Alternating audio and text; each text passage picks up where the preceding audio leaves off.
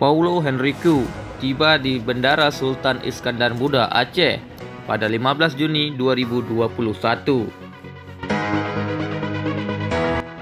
Dikutip dari akun Instagram @muftinasuha, terlihat beberapa pengurus Persiraja Banda Aceh menjemput Paulo ke bandara. Kedatangan Paulo ke Aceh sudah lama dinantikan oleh publik pecinta Persiraja Banda Aceh.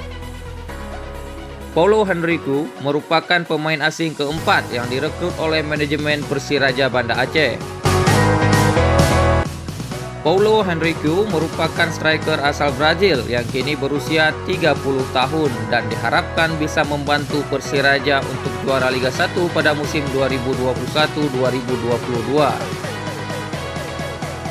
Itulah tadi berita terupdate dan terakurat dari Daus Info Sepak Bola. Jangan lupa like, subscribe bagi yang belum subscribe dan aktifkan tanda loncengnya agar kamu dapat notifikasi ketika kami upload video terbaru. Terima kasih banyak atas dukungannya. Wassalamualaikum warahmatullahi wabarakatuh.